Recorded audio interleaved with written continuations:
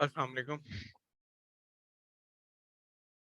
आप लोगों की पहली क्लास है मेरे साथ, राइट? चलें। तो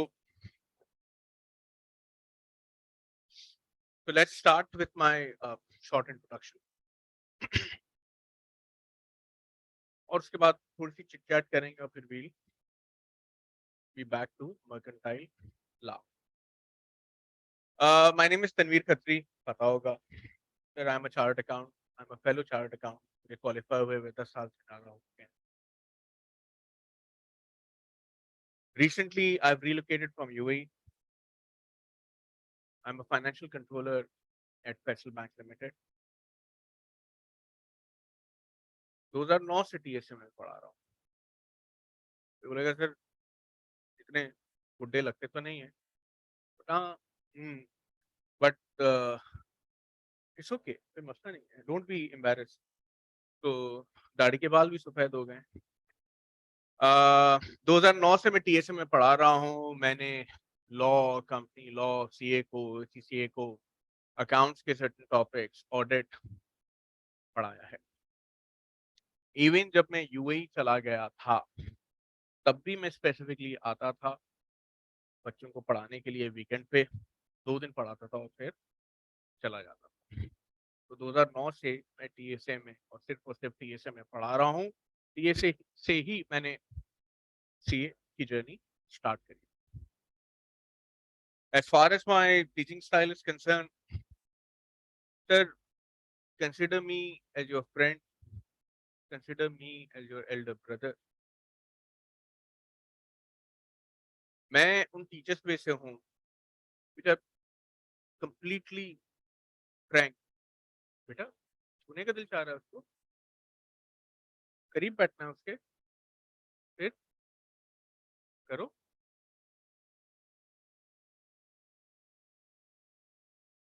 तो sir I am very Frank. मेरा स्टाइल भी ऐसा है कि मैं प्रेफर करता हूँ कि क्लास में डिस्कशन हो, पार्टिसिपेशन हो। लॉ का पेपर निकलेगा ही तब जब डिस्कशन हो, बट मेरे साथ, अपने पड़ोसी के साथ।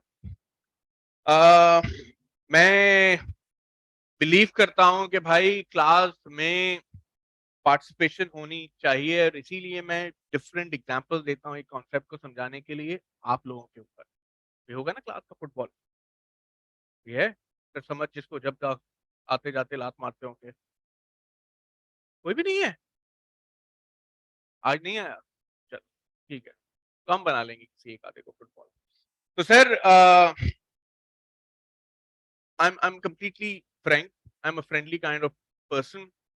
मैं उन टीचर्स में से नहीं हूँ कि बच्चा सवाल पूछे और मैं बोलूँ ये आउट ऑफ कोर्स। अगर आउट ऑफ कोर्स भी होगा तो मैं जवाब दूंगा, मगर साथ में बोलूंगा यार ये प्रोफेशनली तुम्हारे लिए जानना जरूरी है, पेपर के लिए जानना जरूरी नहीं, राइट? क्योंकि एक प्रोफेशनल इंस्टीट्यूट में आए हो, कोई सवाल आता है तो as a teacher it's my responsibility, it's an obligation कि मैं आपको उसका जवाब दूं। मकसद पेपर पास करना तो है, बट मकसद एक प्रोफेशनल बनाना है आपको, राइट? तो सर कोई आउट ऑफ कोर्स भी क्वेश्चन पूछेगा, मैं उसका जवाब दूं अगर मुझे आता होगा।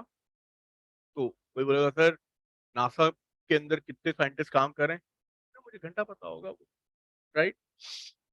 सर मुझे पहले दिन से पता है कि business law is a brand new subject for many of you.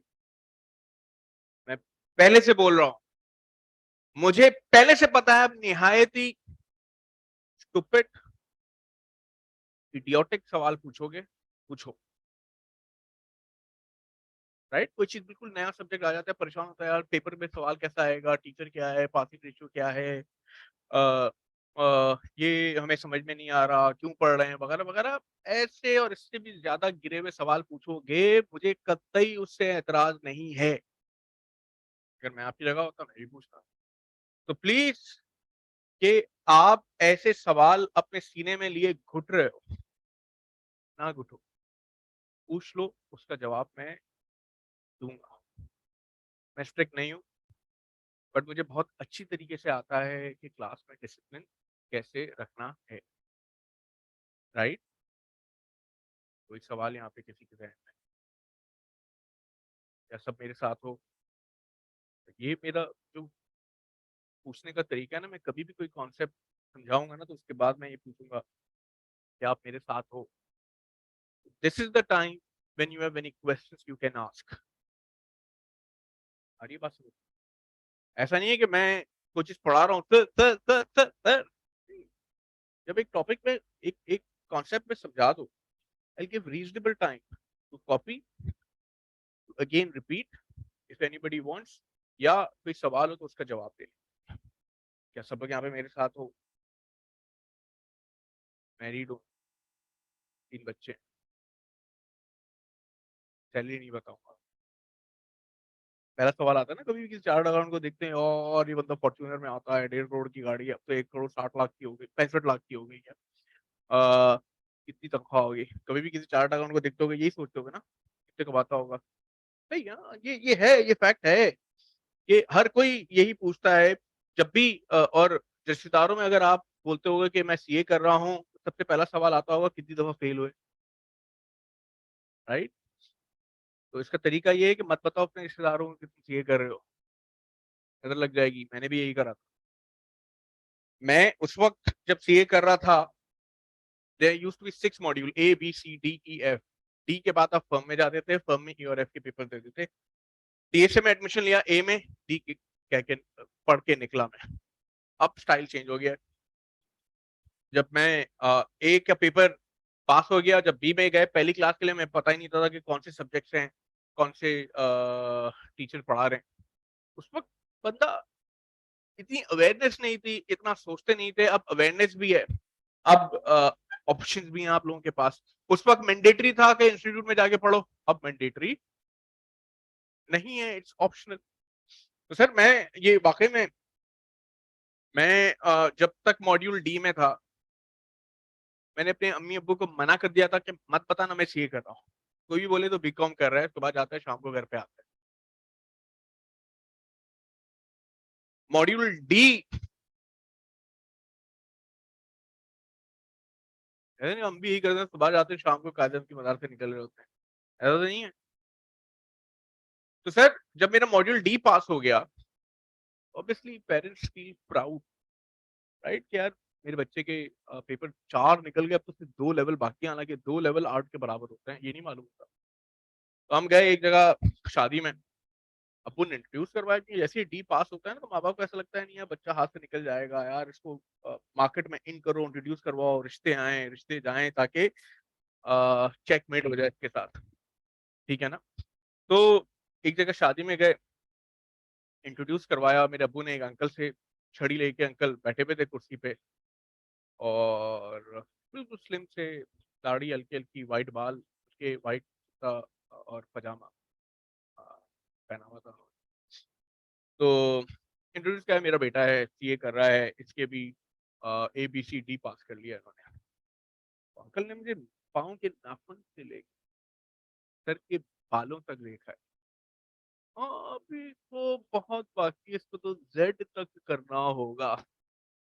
अब मैंने उधर ही अपने अब्बू को देखा, मैंने अब्बा को मना करा है तो क्यों इंट्रोड्यूस करवा, तो उसको पता ही नहीं है कितने मॉड्यूल हैं। कहता बेटा छोड़ो, एजेड है ना हो। गुस्सा। मेरे मामू मामी, उनकी फैमिली को मेरी अम्मा ने बता दिया, तो क्योंकि वो बड़े मामू थे, तो मेरी अम्मा बहुत क्लोज भी थी उनसे, तो उन्हें बोल दिया कि मेरा बेटा सीए कर रहा है, डी पास हो गया, और मिठाई भिजवा दी उनके यहाँ। अब मामू का जो बड़ा बेटा है वो अनफॉर्चुनेटली सीए नहीं कर सका था, तो ये बोला सीए ड्रॉप आउट।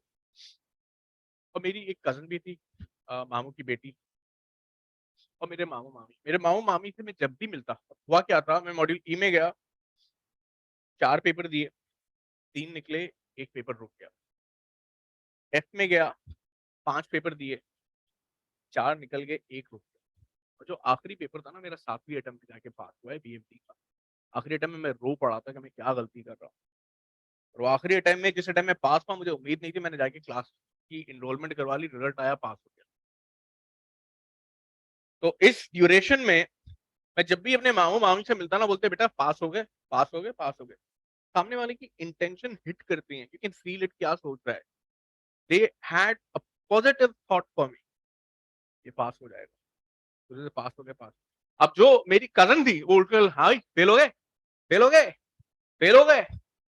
तो 2-3 अटेम्प्ट के बाद तो मैं ईद को छुप रहा होता था, जैसे ही वो आती मैं इधर-उधर निकल जाता था। तो हर टाइम में ज़लील हूँ, हर टाइम में ज़लील हूँ, फेल हो गए और वो ये भी नहीं देखती थी, पूरी महफ़िल बैठी हुई है। हाँ भाई, फेल हो गए? तो अब जिस टाइम में मैं पास हो गया, शी मूव्ड टू यूएस। वहां से वो कॉल करती थी मेरी अम्मा को, मुझसे बात करती थी और बोलती थी फेल हो गए वापस तुम। तो जब मेरा पेपर पास हो गया, उसने नहीं पूछा। इत्तेफाक से शी केम बैक रिजल्ट के 1 महीने बाद। एक शादी के अंदर there was a partition between male and female. लगा नहीं यार, इतना ज़लील हुआ हूँ, ऐसा तो नहीं चलेगा। तो इंतज़ार करा, मुझे नहीं मिली। मैं गया फिर फीमेल उसके अंदर खानदान की शादी थी, उधर चला गया। तो मुझे अच्छी तरह से याद है कि वो गुलाब जामुन प्लेट में डाल रही, ठीक है ना? तो मैं उसके सामने देखा, मैं खड़ा रहा। फिर वो गुलाब जामुन और उसने मुझे देखा, "कैसे हो?" मैंने कहा, "ठीक।" मैंने कहा, "पूछेगी?" नहीं पूछा। तो वो गई जहाँ पे सारे खानदान वाले बैठे हुए थे, बैठी वहाँ पे, फिर मैं गया वहाँ पे, "क्यों पीछे घूम रहे हो तुम?" तो मैंने कहा, "मैं पास हो गया, बताना था, तुम पूछ नहीं रहे।" "मुझे पता है, इसलिए मैं नहीं पूछ रही।" तो होता है ना, वो बाज़ दफ़ा आपको थिंकिंग हिट करती है सामने वाले की क्या सोचता है। तो शायद खानदान वालों को ना बताओ सीए कर रहे हो, नज़र लग जाएगी। I don't know whether you are superstitious और नॉट, मैं बहुत हूँ। मैं बहुत हूँ, पेपर देने के लिए जाता था, कोई भिखारी भी आता था तो ₹5 ज़रूर देता था, कि शायद पास हो जाए दुआ से। ऐसे हो गए ना? तो कभी ट्राई करा? क्यों? मैं वाक़ई में मैं सोचता हूँ अगर ये भिखारियों पे टैक्स लगा दें ना, सबसे ज़्यादा टैक्स वो देंगे। और अब तो प्रोफ़ेशनल ये हो गए हैं, तौबा नऊज़ुबिल्लाह। कभी-कभार मतलब एक एक एक थॉट तो ये है कि यार ये लोग क्या भिखारी और इतना इरिटेट कर देते हैं ना, मतलब टक, टक, टक, टक, टक, टक और घड़ी में करके झाँक रहे होते हैं। तो इतना बंदा इरिटेट हो जाता है, इतनी आपकी मतलब प्राइवेसी होके भी नहीं है। और कभी-कभार बंदा अफ़सोस भी करता है, यार क्या इन लोगों के लिए कभी किसी ने सोचा? क्या इनके पास कोई दूसरा ऑप्शन था? राइट? क्या कर सकते हैं? खैर, कोई सवाल पूछो, रट्टा नहीं है। तुमने 7 सीज़ पढ़े हैं? फंक्शनल इंग्लिश एग्ज़ाम था कि कभी भी इन्फॉर्मेशन आए तो उसकी 7 सीज़ देखते हैं। ज़रूरी है कभी भी कोई इन्फॉर्मेशन आए तो देखो रिलायबल सोर्स से आ रही है, नहीं आ रही, राइट? इन्फॉर्मेशन सही है, नहीं है। तो भाई जिस सोर्स से तुम्हें इन्फॉर्मेशन आई है वो रिलायबल है या नहीं? देखा,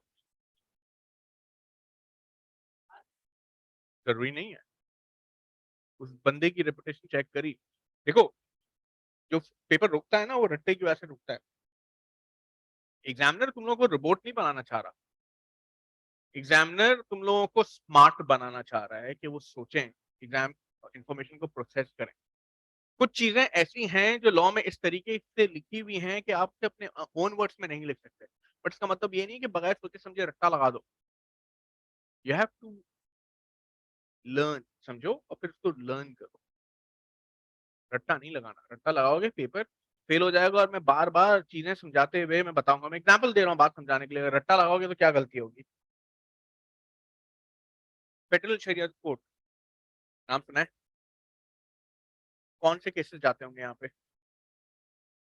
शरिया से रिलेटेड केसेस होंगे। अच्छा, वहाँ पे लिखा हुआ है कि उनकी रिक्वायरमेंट है कि there needs to be in FSC there needs to be, let's suppose, 8 number of dash judges. एक वर्ड मैंने नहीं लिखा, दैट इज इम्पोर्टेंट, जिसकी वजह से पूरा मतलब ही चेंज हो गया। वो क्या है? मुस्लिम। अगर ये वर्ड ना हो तो कोई भी हिंदू, क्रिश्चियन, जू कोई भी वो जज बन सकता है, ऐसा नहीं है। रिक्वायरमेंट क्या है? मुस्लिम होना चाहिए। तो अगर रट्टा लगाओगे ना तो इस वर्ड को भूल जाओगे, बट कॉन्सेप्चुअली अगर समझोगे ना तो ये हमेशा तुम्हें याद रहेगा कि शरीयत कोर्ट में किसी नॉन मुस्लिम का क्या काम। ये अलग बात है, पाकिस्तान में कुछ भी हो सकता है। बात समझ में आई? तो मैं ये कहता हूँ रट्टा नहीं लगाना, you don't have to do rote learning, but concept को समझो, याद करो, मेमोराइज करो। और ये वैसा नहीं है कि आपने एक दफा पढ़ा याद हो गया। You have to give time to this subject. 3 से 4 दफा पढ़ना पड़ेगा तब जाके चीजें याद होंगी, रिटेन। और सवाल? तुम्हारा नाम क्या था? हमाद। अभी कोई सवाल? रिश्ता? पूछो। छोटू? पूछो। कुछ भी पूछ ले यार। मेरा नाम क्या है? अबे मेरा नाम क्या है? ओके, चल। हाँ भाई, किसको मैसेज कर रहे हो? गर्लफ्रेंड? बॉयफ्रेंड? फिर? हाँ? क्यों बेटा? हम तेरे को गेम खिलाते हैं, इधर म्यूजिकल चेयर खेलते हैं। कौन सा गेम खेल रहे थे?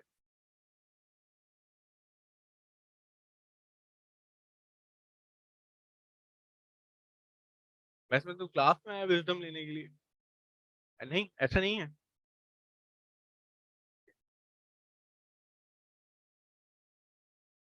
किसके?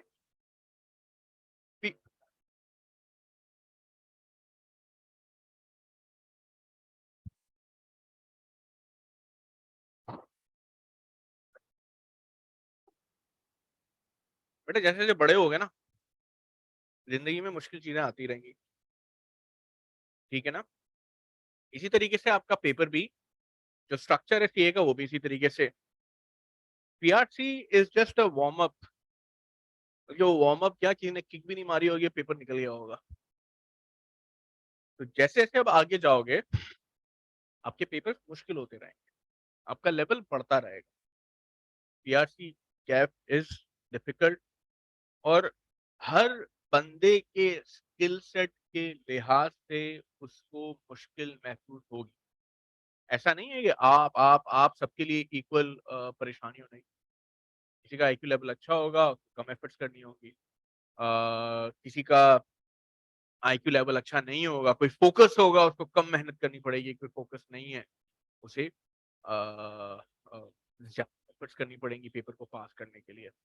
मैं सिर्फ इतना कहता हूँ कि भाई कभी भी जब कैफ में आते हो ना, तो आपकी प्रायोरिटी होती है पेपर, पेपर को पास करना है।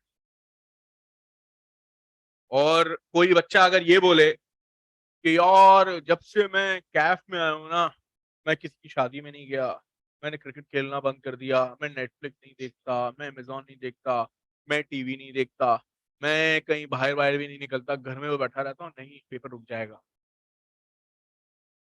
पेपर रुक जाएगा। आप लोग अपनी पर्सनालिटी को एक्सटेंड करते हो, आप लोग अपनी पर्सनालिटी को ग्रो करोगे। मैं पेपर से एक दिन पहले क्रिकेट खेलने चला गया कि मैं रिलैक्स होता था, मैं, मेरा ऑटोमेटिकली जो है ना, मुझे सुकून मिलता था, मैं पेपर मेरा अल्हम्दुलिल्लाह पास हो जाता था। Sir be your self. हाँ, अगर आपकी प्रायोरिटी होती है कि सिर्फ क्रिकेट खेलना है, तो अब वो प्रायोरिटी चेंज हो गई। क्रिकेट खेलोगे, but it will be your secondary priority. Your priority will be your studies, के आपको पेपर पास करना है। आ रही बात समझ में? कोई और सवाल? रिश्ता?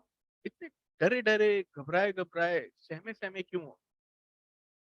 तुम लोगों ने तो सर समझ से भी बड़ा होगा। उनकी क्लास में भी ऐसे बैठते थे। हाँ? बोलो एहसन। नहीं नहीं, मैंने सवाल पूछा, उसके जवाब दो।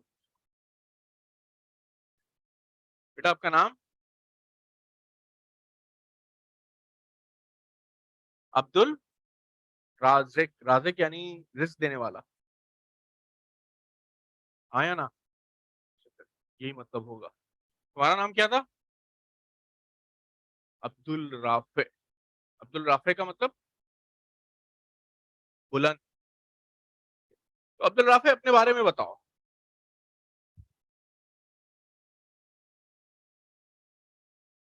मुस्कुरा क्यों रहे हो? अपने बारे में मतलब you have to introduce yourself. तुम नहीं बोलोगे तो मजबूरन मुझे जोड़ना पड़ेगा तुम्हें बोलने के लिए।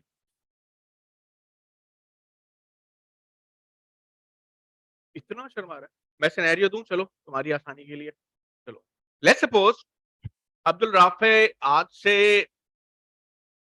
4-5 साल बाद इंशाल्लाह तुम क्वालिफाई हो जाते हो, चार्ट अकाउंट बन जाते हो, माशाल्लाह से तुम्हारे पास सब कुछ है, घर है, बंगला है, पेरेंट्स हैं, अच्छी जॉब है, मल्टीनेशनल कंपनी के अंदर, बैंक में भी करोड़ों रुपए पड़े हुए हैं, और अचानक एक दिन तुम्हारी आंख खुल गई।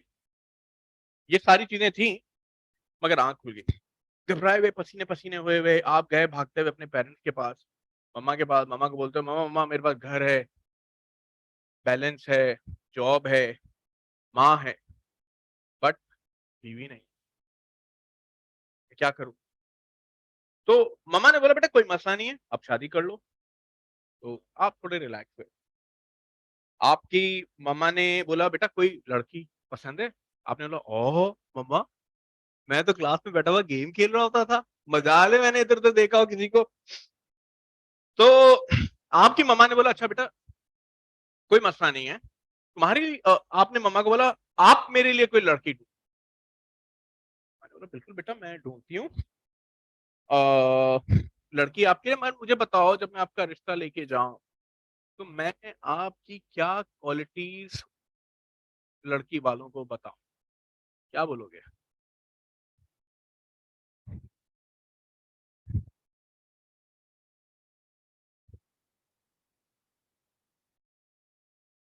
चार्टर्ड अकाउंट है चलो, मतलब चार्टर्ड अकाउंटेंसी का सर्टिफिकेट ऐसा है जैसे मैग्नेट, लड़कियां पुतक पुतक के आगे चिपक रही होंगी उसके पर, ऐसा? ठीक है, और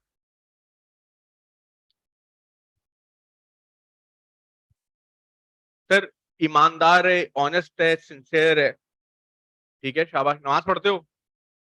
चलो 5 वक्त का नमाजी है माशाल्लाह से, हाफिज हो? चलो और क्वालिटीज?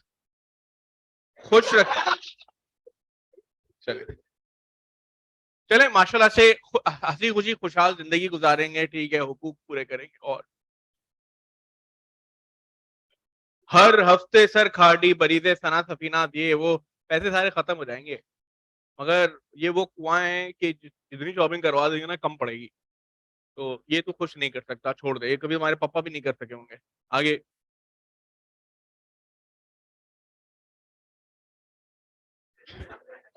हजारों ख्वाहिशें ऐसी। चले चले ठीक है, फेयर इनफ बेटा। कितने यहाँ पे सीए क्यों कर रहे हो अगर मैं पूछूं आप लोगों से? पैसा कमाना, फेयर इनफ। मैं जब सीए में आया था मैं भी यही सोचता था। कितने लोग ऐसे हैं जो के ऑब्जेक्टिव उनका पैसे कमाने था कि यार सीए के बाद एक ऐसा प्रोफेशन है, वंस क्वालिफाइड तो आपकी नोट छापने की मशीन हाइपर एक्टिव हो जाएगी, तक तक तक तक तक करके नोट छाप रही होगी। कितने लोग आए हैं पैसे कमाने के लिए, सीए कर रहे हैं? ठीक है ना, ऑनेस्ट, इट्स फेयर। उसके अलावा उसके अलावा बाकियों का क्या ऑब्जेक्टिव है? और कितने लोग ऐसे हैं सर मैं इसलिए आया हूं कि बड़ा ही चैलेंजिंग पेपर होता है तो मैं जो के ना, मेरे लिए it is equivalent to Mount Everest. वो कौन है? आप तो आप तुमने तो हाथ उठाया था, रख दिया फौरन, इसीलिए। कितने 35-40 साल गए फिर? तो मतलब क्या चलते फिरते देखा था, या वो जब पैदा हुआ था तब उसी वक्त घूम लिया था चक्कर?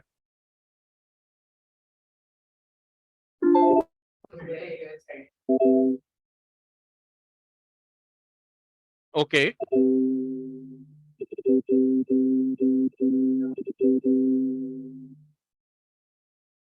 एक मिनट रुक जाओ यार, इसकी बैटरी की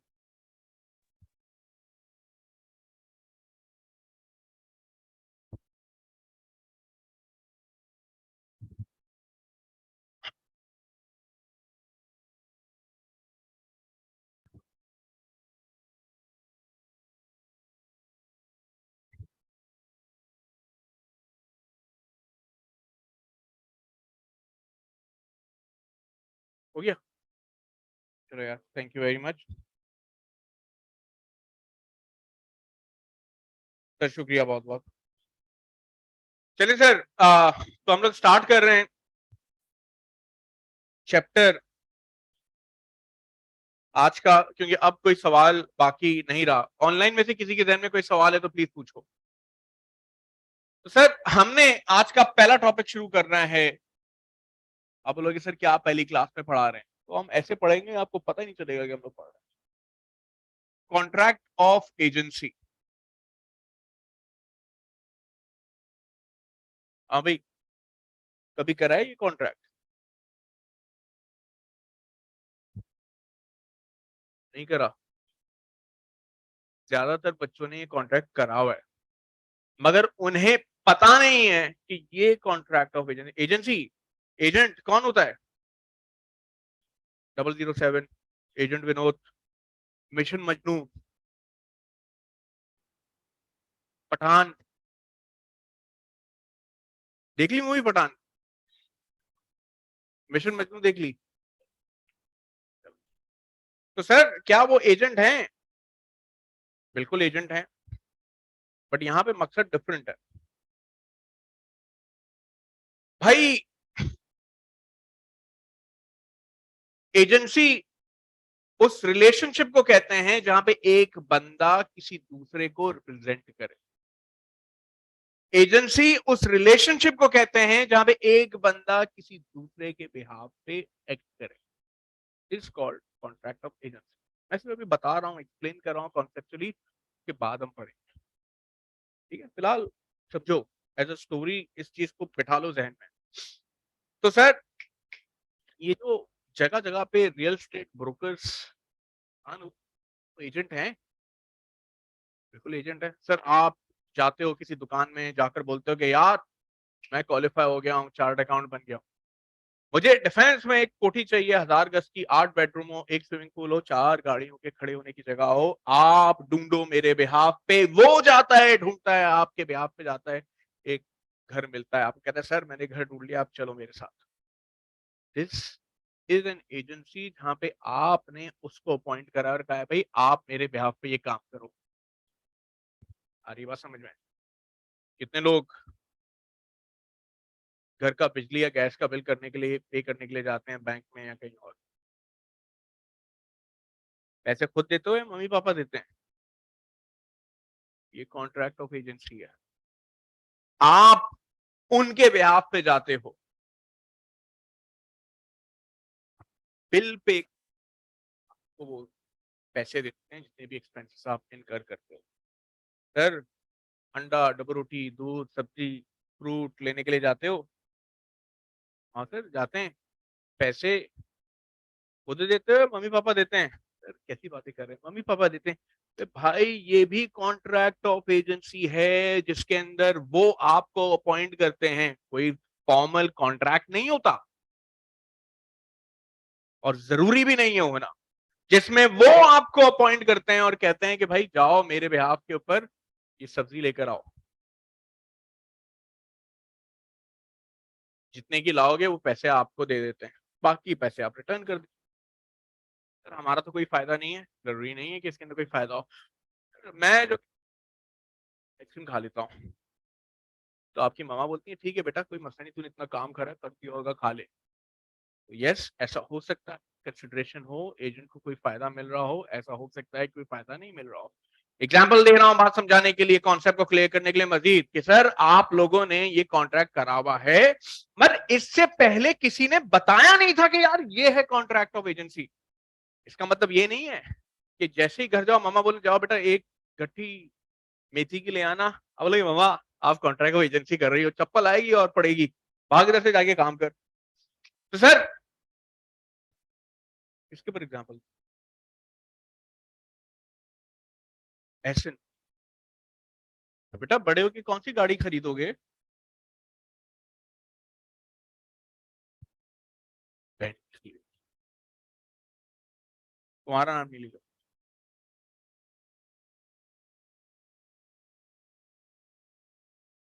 लगभग क्या कीमत होगी बेंटली की?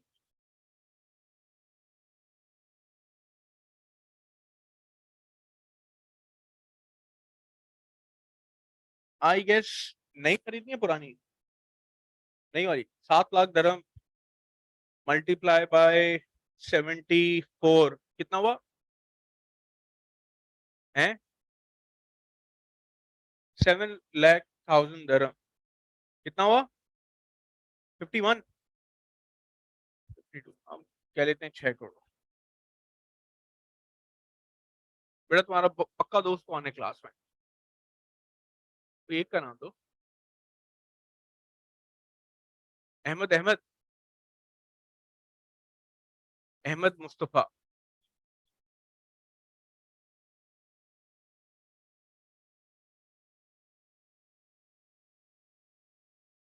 कोई ख्वातीन में से वॉलंटियर करना चाहे, कोई बेंटली खरीदना चाहता है? बेटा आपका नाम? हिना।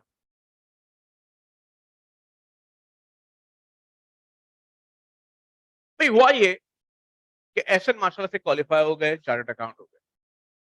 जब चार्टर्ड अकाउंट हो गए, क्वालिफाई हो गए, कुछ टाइम के बाद अल्लाह ताला ने इनको इतने पैसे भी दिए। उन्होंने बोला मुझे गाड़ी खरीद, और इन्होंने बोला मैं बेंटली खरीदूंगा। इन्होंने बेंटली खरीदी, अगले ही दिन डाकू आ गए घर में,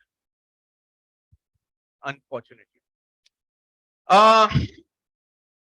खुदा की करनी ऐसी हुई कि डाकुओं ने सिर्फ इनको पर्ची दी, कोई चीज लेके नहीं गए कि अगर तुम जिंदा रहना चाहते हो तुम्हें इतने पैसे देने।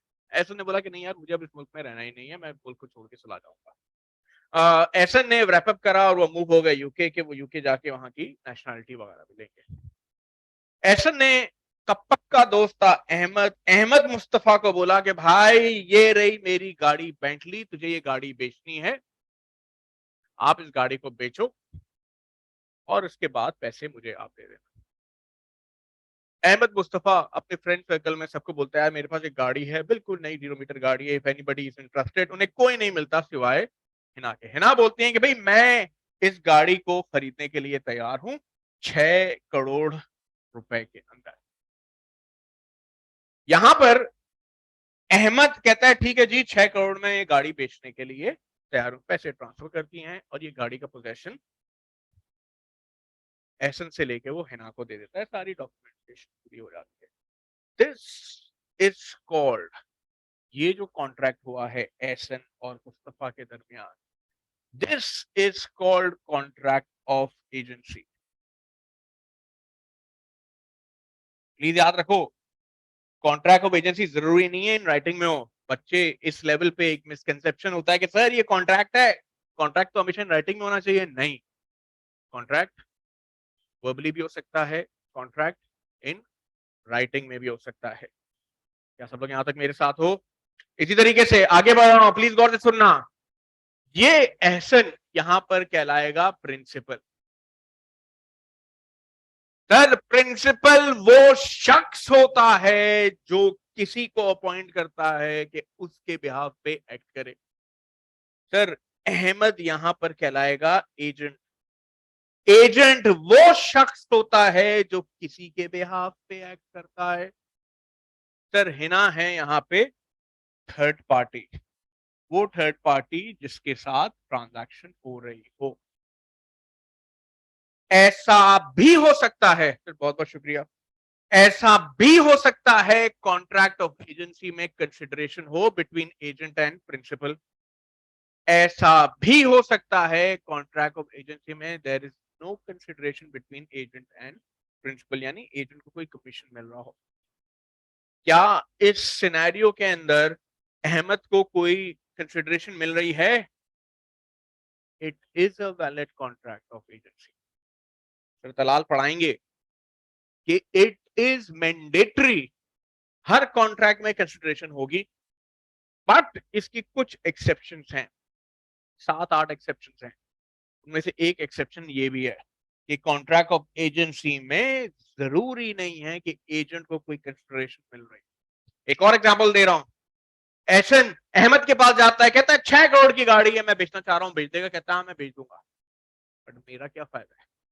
एहसन बोलता है यार तू तो मेरा पक्का दोस्त है। बोले दोस्त तो मैं हूं, बट ये काम करने के लिए मैं पैसे लूंगा, मुफ्त में नहीं करूंगा। तो कहता है ठीक है क्या लोगे? अहमद बोलता है भाई मुझे 50,000 रुपए कमीशन दे देना अगर मैं तुम्हारी गाड़ी बेच देता हूं तो। यहां पे वो गाड़ी बेच देता है हिना को, 6 करोड़ की गाड़ी की डील हो जाती है। 50,000 का एसेंट कमीशन को पे कर देता है। ये 50,000 का कमीशन क्या है? कंसिडरेशन। ऐसा भी हो सकता है किसी कॉन्ट्रैक्ट ऑफ एजेंसी में कंसिडरेशन हो, ऐसा भी हो सकता है किसी कॉन्ट्रैक्ट ऑफ एजेंसी में कंसिडरेशन ना हो। क्या सब लोग यहाँ पे मेरे साथ हो? कॉपी कर लो। मैं पढ़ा रहा नहीं हूँ, ओवरव्यू दे रहा हूँ अभी।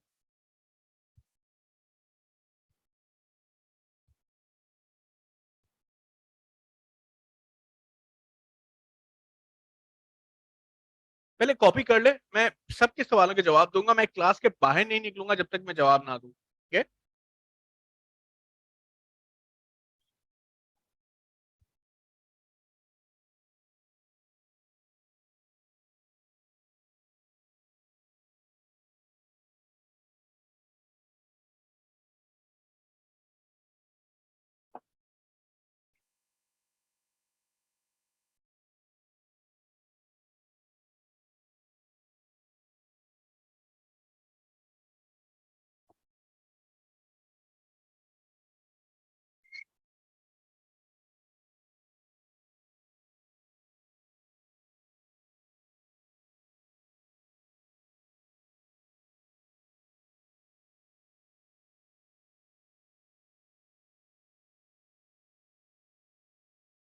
सब लोग कॉपी कर लें ताकि ये सब एक पेज पर आ जाए, ठीक है ना? फिर मैं सवालों के जवाब दे रहा हूँ।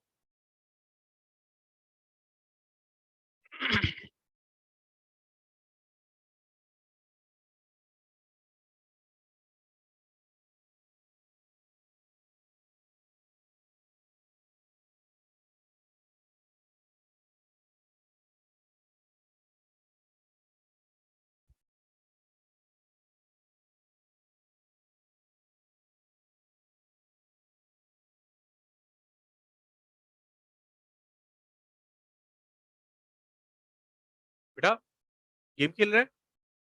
अब नहीं करना, मैं तोड़ दूंगा मोबाइल। मैंने एक वार्निंग दे दी, दूसरी वार्निंग दे दी, तीसरी दफा मैं नहीं दूंगा, मैं तोड़ दूंगा लिटरली, मैं मजाक नहीं कर रहा, ठीक है? पैसे भी नहीं दूंगा फिर बाद में। तुम लोग गवाह हो सारे।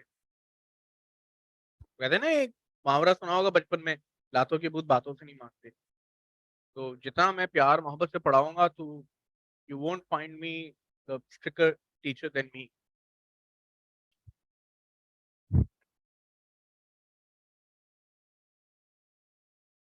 हाँ, किसी को कॉल आ रही है, बेशक you can attend the call, but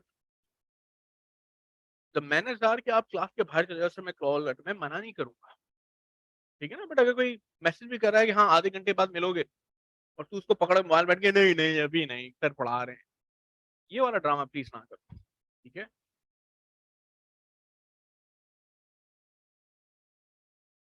ji sir,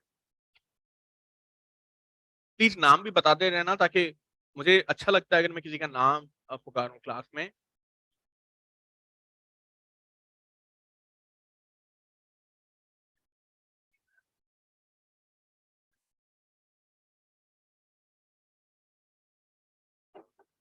वहां पे दो कॉन्ट्रैक्ट होंगे,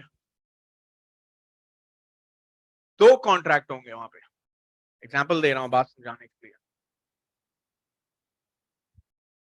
लेट्स सपोज अनस साहब हैं।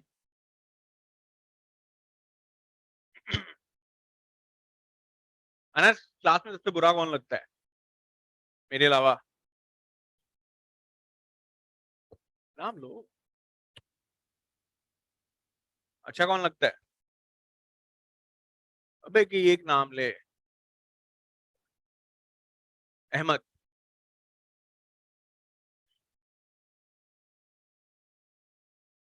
अहमद, क्लास में बुरा कौन लगता है? कोई बुरे पॉलिटिशियन का नाम ले ले।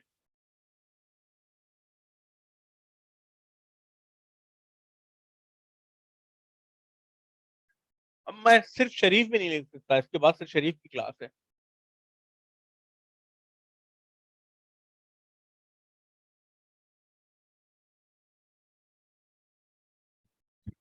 तो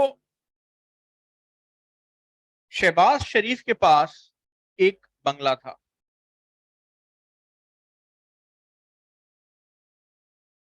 इनकी लेट्स सपोज एक दुकान थी लाहौर के अंदर, लिबर्टी चौक के ऊपर। शहबाज शरीफ अहमद के पास जाते हैं, कहते हैं यार मेरे पास एक बंगला है, मुझे इलेक्शन के लिए पैसे चाहिए लोगों में बांटने के लिए, इस बंगले को तुम बिकवा दो, इसकी वैल्यू है आज की तारीख में 10 करोड़ रुपए, अगर तुमने बिकवा दिए तो मैं तुम्हें 1 लाख का कमीशन दूंगा। कहता है ठीक है। अनस अहमद के पास आया, कहता है यार मैं अभी अभी रिलोकेट हुआ हूं कराची से लाहौर, मुझे एक बंगला चाहिए। कहता है सर बिल्कुल एक बंगला है मेरे पास, उसकी डिमांड 10 करोड़ की है, मैं आपको विजिट करवा देता हूं, अगर बात समझ में आए तो मैं आपको 1 लाख रुपए का कमीशन लूंगा अगर आउट हो जाती है तो। यहाँ पे एक कॉन्ट्रैक्ट तो चंदा ये है अहमद और शहबाज शरीफ के साथ, और दूसरा कॉन्ट्रैक्ट है अनस और अहमद के साथ। तो देयर आर 2 कॉन्ट्रैक्ट्स। इस कॉन्ट्रैक्ट के अंदर शहबाज शरीफ प्रिंसिपल है, अहमद एजेंट है, Anas is a third party. और इस कॉन्ट्रैक्ट के अंदर अनस प्रिंसिपल है, अहमद एजेंट है, शहबाज शरीफ इज द थर्ड पार्टी। अगर डील स्ट्राइक आउट हो जाएगी तो ये घर इसको बेच देगा, 1 लाख रुपए का कमीशन ये इसको देगा, 1 लाख रुपए का कमीशन अहमद इसको देगा। किसी के जहन में ये सवाल होगा सर ये नाजायज नहीं है, दोनों जगहों से कमीशन खा रहा है? सर इस बिजनेस के अंदर इट्स अ नॉर्मल प्रैक्टिस कि एक एजेंट दोनों जगहों से कमीशन ले सकता है। क्या सब लोग यहाँ पे मेरे साथ हो? यही सवाल था। Did I answer your question? Copy कर लो। आप सवाल पूछ रहे थे।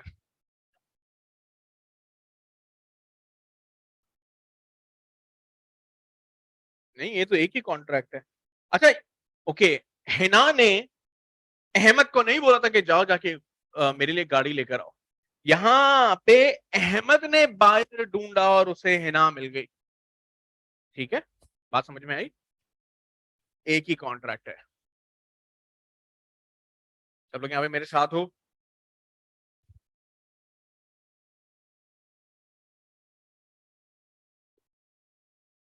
सही है। क्या ये बेहतर था कि आप उस तरफ बैठ जाती?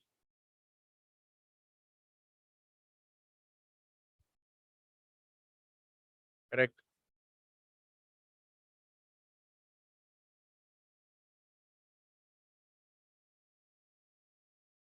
चलो अगर कभी भी हम बात करते हैं ना, वेरी वैलिड क्वेश्चन। आपका नाम? मोहम्मद तलहा। तो तलहा का वैलिड सवाल है कि सर कैसी बातें कर रहे हैं, अगर इन राइटिंग में कॉन्ट्रैक्ट होगा तो सर सबूत होगा, एविडेंस होगा, प्रूफ करना आसान होगा, वर्बल में कर जाऊं तो प्रूफ कैसे होगा? भाई कभी भी हम अगर वर्बल कॉन्ट्रैक्ट की बात करते हैं तो ऐसा नहीं होता बंद कमरे में 2 लोग होते हैं, नहीं, वहां पे 2 विटनेसेस भी होते हैं।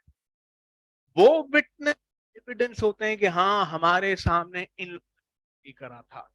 But yes you are right कि it is easy to prove when there is a written contract. But इसका मतलब ये नहीं है कि अगर वर्बल होगा तो प्रूव नहीं हो सकता। ठीक है, did I answer your question? कोई और सवाल? बेटा तो भी तू फॉर्ज कर सकता है, मैनिपुलेट तो वहां पे भी हो सकता है। आप बिल्कुल सही कह रहे हो, इसीलिए हमने कहा कि इन राइटिंग में होना ज्यादा बेहतर है। बट अगर वर्बली भी होगा तो इसका मतलब ये नहीं कि नहीं। ठीक है, कुछ कुछ सवाल है?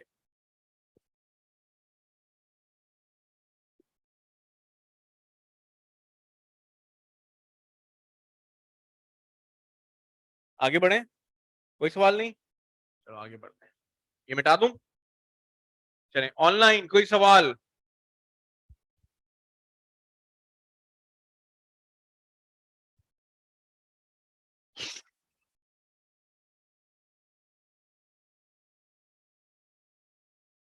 हम्म, और एग्जांपल दे रहा हूँ बात समझाने के लिए, कॉन्सेप्ट को क्लियर करने के लिए। बेटा तुम्हारा नाम? आहिल। साहिल से निकला आहिल। AHIL, AAHIL, आहिल का मतलब प्रिंस। साहिल कहाँ रहते हो बेटा? फौरा चौक के पास? हाँ हाँ, उधर कहाँ पे? ये किस तरफ है?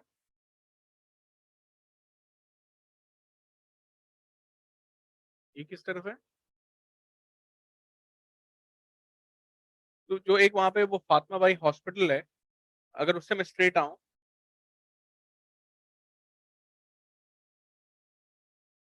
अच्छा, तुम डिपेंड करता है तुम किस तरफ से आ रहे हो, जो सीधे 8 में मुड़वा रहे हो। ठीक है ना? तो ओके, एक हॉस्पिटल वहां पे भी फातिमिया हॉस्पिटल है, कौन सा है? हाँ, वो फातिमिया हॉस्पिटल से बिल्कुल सीधा हूँ जमात खाने की तरफ। फिर उसी रोड पे जिसमें बेसमेंट भी है बनी हुई।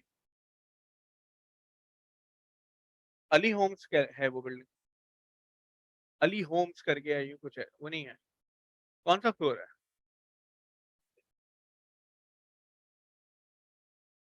एक फ्लोर पे कितने अपार्टमेंट है? और तुम्हारी अपार्टमेंट का नंबर क्या है?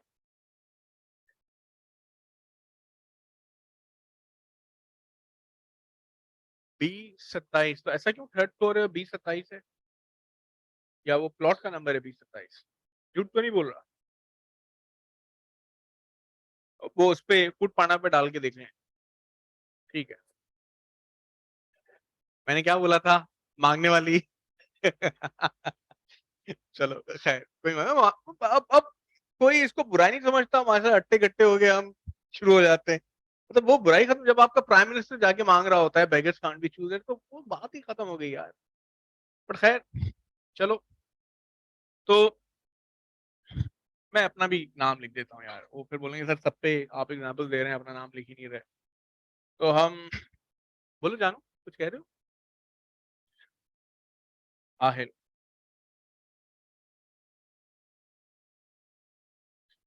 लेट्स सपोज पाकिस्तान में इंडियन सिनेमा मूवीज लगने लग जाती हैं। मैं आहिल को बोलता हूँ कि यार मेरा एक काम करोगे? बोलता है सर बिल्कुल बोले, जान भी हाजिर है।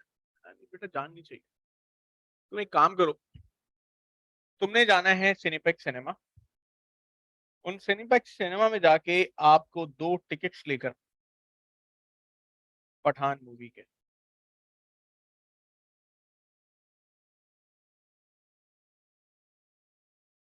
वॉशरूम जाना है? डूडू लगा है? तो फिर हमने मूवी की तो बात नहीं करी, और ना ही मैंने ये कहा कि आप जा रहे हैं मूवी देखने के लिए। मूवी देखने जा रहा है कौन? कौन डिसाइड करेगा? तो तुम क्यों अपना मुंह चला रहे हो? सॉरी बोलो। तो भी मैंने कहा, बट दीपिका अच्छी लग रही है उस मूवी के अंदर, नहीं? तुम्हारी जैसी है, जितनी तुम्हारी हाइट है ना उतनी इसकी एक टांग है। चलो, बैक टू मर्केंटाइल ला। तो सर हुआ ये कि मैंने आहिल को बोला भैया आपने मेरे लिए जाना है, 2 टिकट्स लेकर आने हैं पठान मूवी के। प्लीज ना कर, मैं प्रिटेंड करता हूँ मेरे कान तेज नहीं है, बट मुझे सारी आवाज आ रही होती है। ठीक है ना? और प्लीज गालियां ना दो, दिल ही दिल में। अब माशाल्लाह से, ओके, आप माशाल्लाह से उस एज के अंदर आ गए हैं कि ए, इखलाक से गिरी हुई बात कोई करेंगे नहीं। बी, अगर कोई वैसी बात है तो इतने आ, आप में गट्स होने चाहिए कि आप बोल सकते, मतलब बच्चे तो नहीं हो ना, ये बोला गंजे छुप गए, ऐसा तो नहीं करोगे ना? ऐसे लोगों को क्या बोलते हैं? पट्टू। पट्टू हो? नहीं, तो प्लीज बोलें। तो सर मैंने आहिल को कहा भैया 2 टिकट्स लेकर आने तुझे पठान मूवी के, और मैं तुम्हें जो भी एक्सपेंसेस इनकर करोगे मैं तुम्हें दे दूंगा। मैं आहिल को कहता हूँ यार जाओ जाके लेकर आओ। आहिल जाता है ओशन मॉल, 2 टिकट्स लेकर आता है 3,000 के, 50 500 रुपए का उसको किराया खर्च होता है, टोटल 3,500। का एक्सपेंस कौन करेगा। यहां पर क्या हुआ कि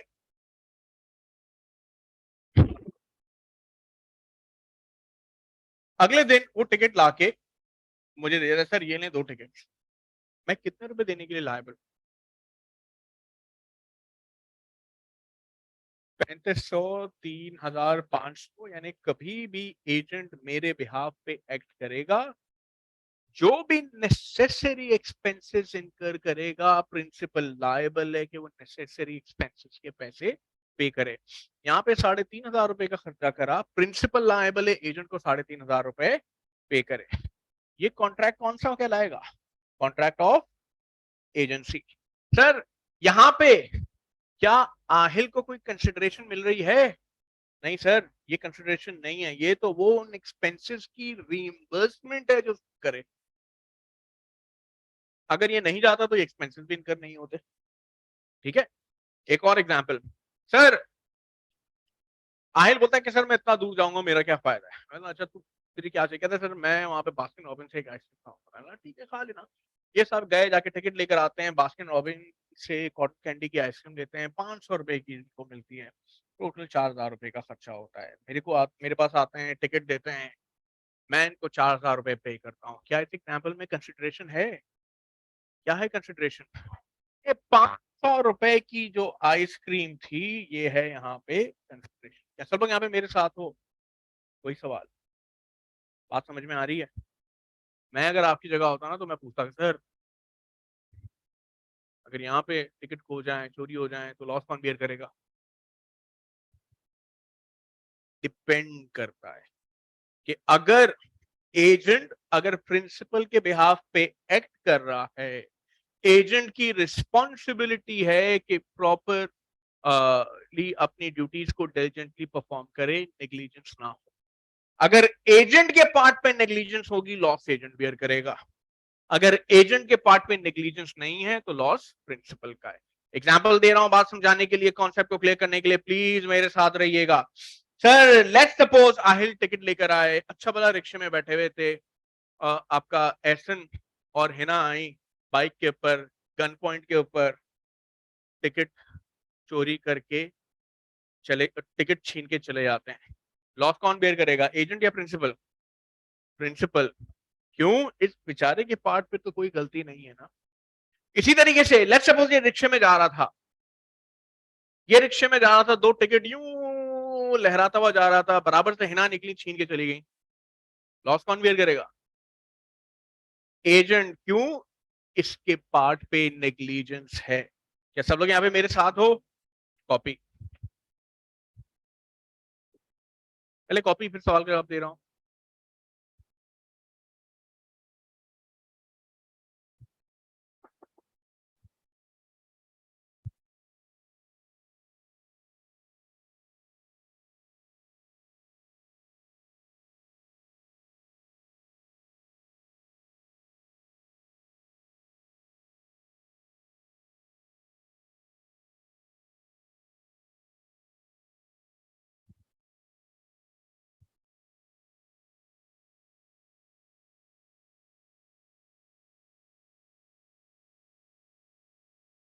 यार वो भी दृश्यम 2, कौन दृश्यम है, क्या नाम है? दृश्यम देख ली? अच्छी मूवी है वो, देखिएगा। अबे पार्ट 2, पार्ट 1 तो 10 साल पुराना है। पार्ट 2 आ गया है, अमेजोन पर है। वेरी नाइस मूवी, देखिएगा।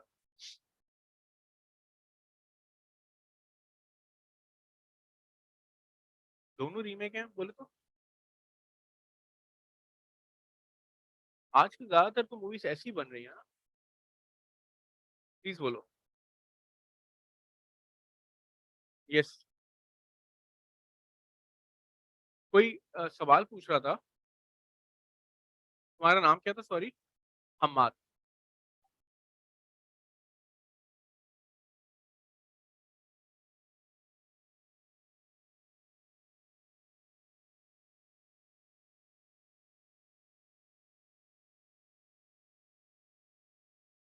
तो यूजुअली डिपेंड करता है कॉन्ट्रैक्ट की टर्म्स क्या है।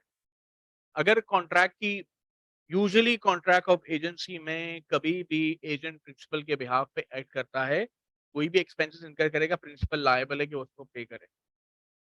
एजेंसी के अंदर क्योंकि एजेंट का नॉर्मल बिजनेस ही यही था, इसीलिए जब तक डील नहीं हो जाती उसको कमीशन नहीं मिलता, वो एक्सपेंसेस उसको नहीं मिलते, क्योंकि उसका काम ही वही है।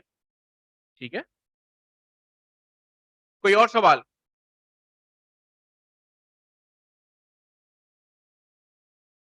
नहीं नहीं, ओके भाई, ये तो देना ही है इस वाले सिनेरियो में। इस वाले सिनेरियो में इस वाले सिनेरियो में बिल्कुल ये जो कमीशन है ऑलरेडी इसके अंदर वो इंक्लूडेड है, इसीलिए वो अलग से वो नहीं होते। आपने हाथ उठाया था किसी ने?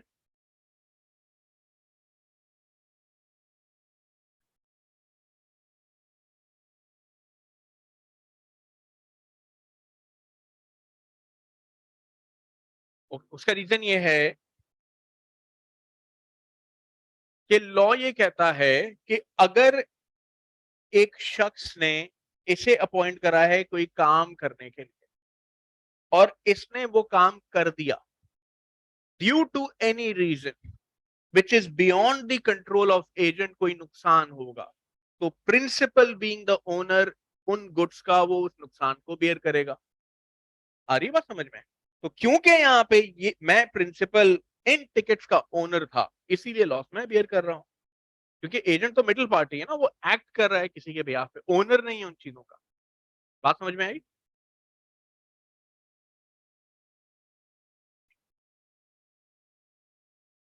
चलो, आप बिल्कुल सही कह रहे हो, मैं आपको सवाल का जवाब दे रहा हूं। देखो, कि एक होता है सीए और एक होता है एलएलबी। अगर हम एलएलबी पढ़ रहे होते तो यस, वहां पे रेलेवेंट सवाल होता कि सर क्या एविडेंस प्रूव करेगा अपनी बात को प्रूव करने के लिए। बट क्योंकि हम सीए पढ़ रहे हैं तो यहाँ पे हम डील करते हैं कॉन्सिक्वेंसेज में, हम ये नहीं कहते एविडेंस क्या होगा, हम बोलते हैं यार अगर ये होगा तो क्या होगा, अगर ये होगा तो क्या होगा। तो sir, to answer your question, yes you are right, अगर वो चोरी करेगा तो ए, yes there needs to be an evidence as well, but evidence इस चीज का नहीं, एविडेंस इस चीज का कि ये झूठ बोल रहा है। लेट्स सपोज अगर ये दो लोग वहां पे बस स्टॉप पे खड़े हुए थे, राइट, ये बोलेंगे यार तुम्हारे एजेंट उससे तो यार उसका मोबाइल और टिकट वगैरह चोरी करके चले गए, दैट्स एन एविडेंस। ठीक है ना? तो हम बीइंग अ सीए, हम एविडेंस को नहीं कहते, क्या एविडेंस होगा, हम कॉन्सिक्वेंसेस के अंदर डील कर रहे होते हैं। कोई हाथ उठ रहा था वहां से, प्लीज बोलो।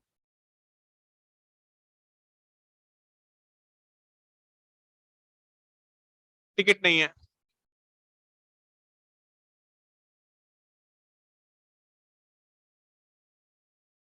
ओके, लेट्स सपोज अगर मैंने कहा कि यार एक हफ्ते बाद की मुझे टिकट चाहिए, राइट, या चलो मैंने कहा यार कल की मुझे टिकट चाहिए, अगर वो गया टिकट नहीं है तो वापस कहां से आ जाएंगे टिकट इस सिनेरियो के अंदर, right? But due to any reason, let's suppose उस दिन टिकट की बुकिंग नहीं हो रही और एजेंट अगले दिन गया तो उसने उतना खर्चा तो करा, तो yes then in that case principal is liable to pay. ठीक है, कोई और सवाल? तो प्रिंसिपल लायबल है पे करने के लिए उसको उन एक्सपेंसेस की अमाउंट जो 500 रुपए का किराया है।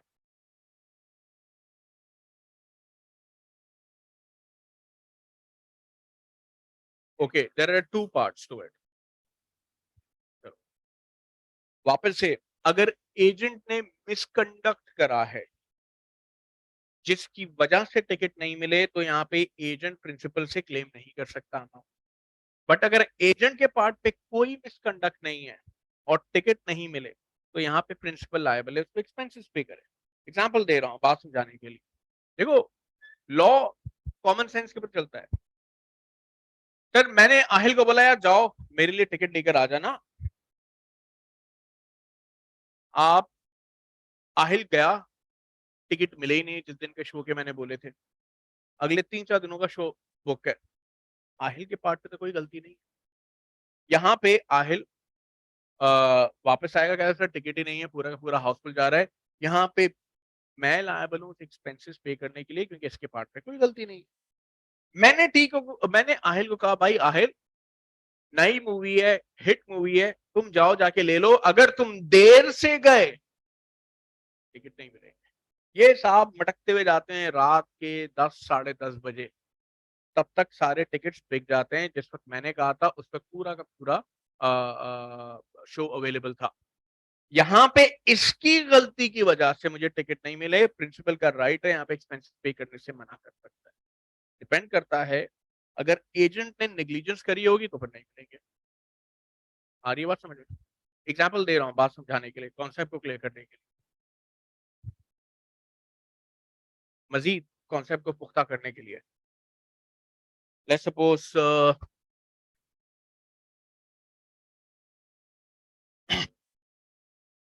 हमाद या अम्माद, अम्माद बड़े होके क्या बनोगे? 1 महीने बाद तूने बोला नहीं मजा नहीं आ रहा, मैं कुछ और चीज करूंगा, फिर सारी चीजें तो देख कर आ गया। चलो, हमाद आज से 4-5 साल बाद क्वालिफाई हो जाते हैं, चार्ट अकाउंट हो जाते हैं। किसी को डिजाइनिंग का शौक है यहाँ पे लड़कों में से? किसी कैसी बातें कर रहे हैं, ऐसा तो नहीं कहता नहीं ये तो लड़कियों का काम है, नहीं तो टॉप डिजाइनर सर मैं। बेटा आपका नाम? लाइबा। हमाद तुम्हारा बेस्ट फ्रेंड कौन? सबसे बड़ा सांप कौन है? हाँ भाई नाम क्या है? एनाकोंडा? भाई शाहरुख को तो ऐसा बोल रहा है यार।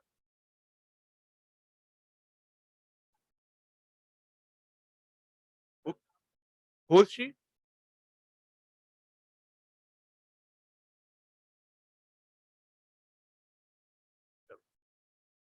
तो हुआ ये कि लेट्स सपोज आज से 5-6 साल बाद, मैं 5 मिनट में क्लास खत्म कर दूंगा, आखिरी एग्जाम्पल है। लेट्स सपोज आज से 5-6 साल बाद हमाद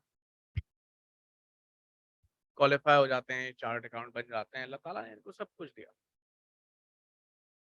इन्होंने कहा कि अब वो वक्त आ गया है जब मुझे शादी करनी चाहिए। हमाद ने कहा कि यार शादी तो जिंदगी में बंदा एक ही दफा करता है, तो मैं बिल्कुल धूमधाम से शादी करूंगा।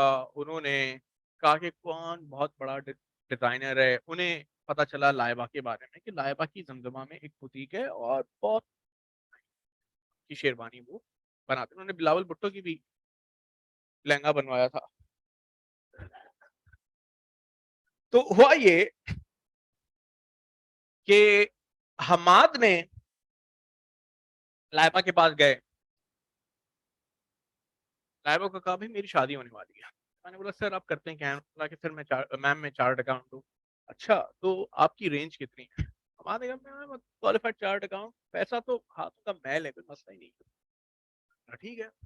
लाइबा ने उस हिसाब से उन्होंने कैटेगराइज करा कि यार किस लेवल का कस्टमर है, मतलब प्रीमियम है, डीलक्स है या बिल्कुल ही माठा है। तो उनको लगा नहीं यार बिल्कुल हाई फाई। उन्होंने निकाले कपड़े के, देखें ये जामावारी कपड़ा है, इसकी सिलवाएंगे तो अच्छा लगेगा। उन्होंने सेलेक्ट करा। फिर उन्होंने कहा कि सर डिजाइन आपको चाहिए, इसके ऊपर एम्ब्रॉयडरी वगैरह चाहिए, हैंड एम्ब्रॉयडरी चाहिए, मशीन एम्ब्रॉयडरी चाहिए। हैंड मेड एम्ब्रॉयडरी के 2.5 लाख है और जो मशीन की उसके 50,000। नहीं नहीं, शादी तो एक दफा करता है, हैंडमेड एम्ब्रॉयडरी। उन्होंने डिजाइन सेलेक्ट करा। तो कुल मिला के स्टिचिंग स्टिचिंग चार्जेस मिला के हमाद ने जो शेरवानी सेलेक्ट करी, वो शेरवानी कुल मिला के 5 लाख रुपए की। चार्ट अकाउंट शादी कर। यहाँ पर लाइबा ने कहा कि सर मैं आपको ट्रायल वगैरह के तो प्लीज बी अवेलेबल। उन्होंने ट्रायल के लिए बुलाया, हमाद ने शेरवानी वगैरह ट्राई, उन्हें बहुत पसंद आई शेरवानी। यहाँ पर क्या हुआ, बेटा तुम्हारा नाम क्या था? अब्दुल राफिक, सॉरी मैं भूल गया यार।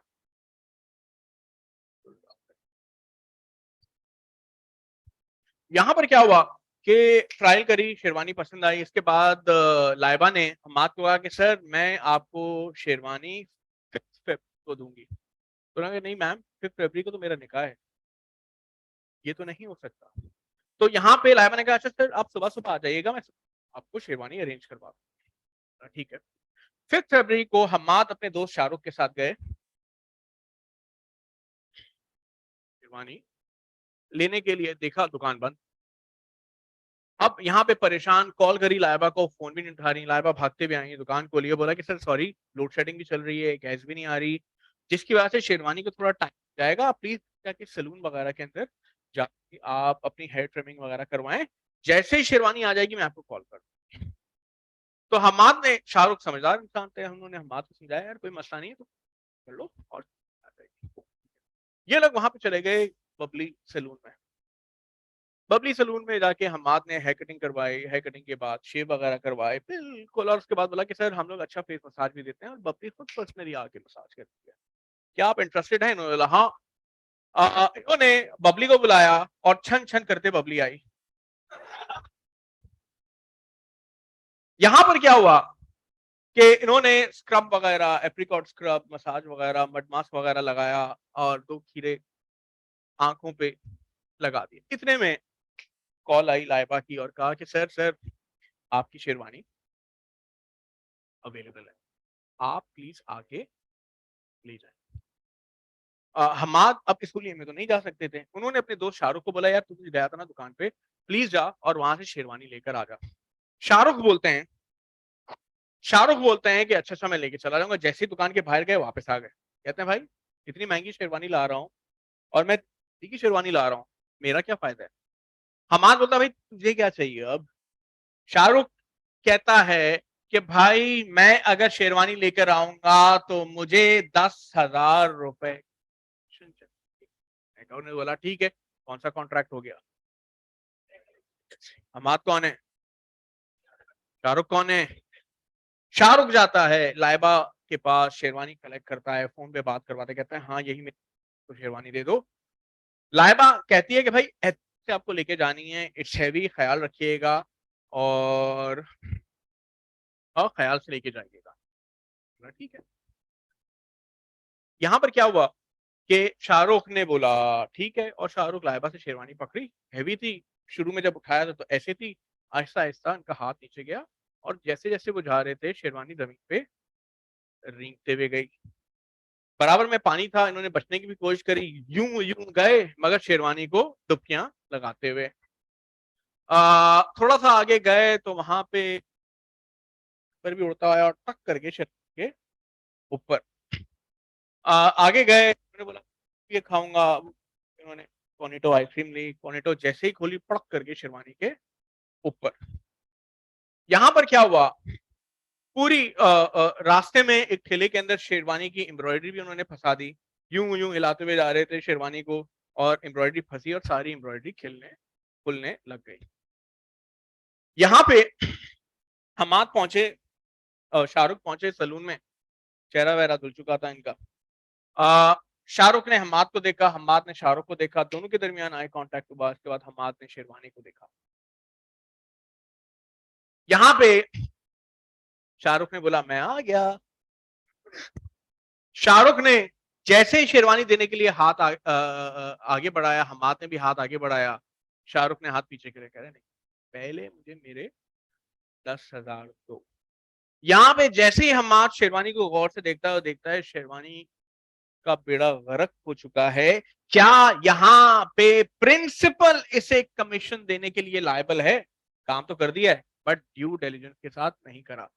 कभी भी एक तो कोई काम करने के लिए अपॉइंट करा, उसने प्रॉपर ड्यू डिलिजेंस के साथ नहीं करा, तो यहाँ प्रिंसिपल लायबल नहीं है एजेंट को कमीशन पे करने के लिए। इनफैक्ट इस सिनेरियो में एजेंट की गलती की वजह से नुकसान हुआ है, प्रिंसिपल का राइट है कि वो एजेंट के अगेंस्ट सूट फाइल करके इसके पैसे भी रिकवर करेगा, यानी लेने के देने पड़ जाएंगे। यहाँ पे सवाल का जवाब मिला प्लीज?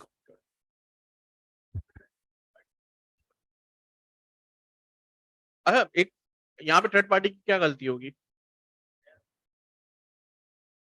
हाँ हो सकती है। लेट्स सपोज अगर डेंजरस नेचर के गुड्स हैं, थर्ड पार्टी की रिस्पॉन्सिबिलिटी के बताए नहीं बताए लॉस हुआ तो वो लायबल होगा। प्लीज कॉपी कर लो। बात समझ में आ रही है? लॉ मुश्किल लग रहा है? प्लीज क्लास को ऑफ कर रहे हैं यहाँ पे। कोई सवाल किसी के जहन में यहाँ पे? हाँ भाई राफे, नाराज तो नहीं है? विजडम मिल रहा है?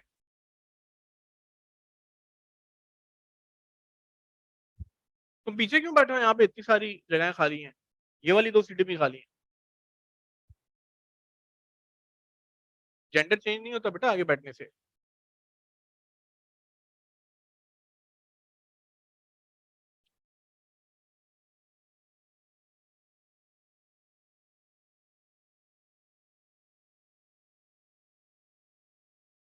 चलिए sir, thank you very much. मैं क्लास को यहाँ पे ऑफ कर रहा हूँ।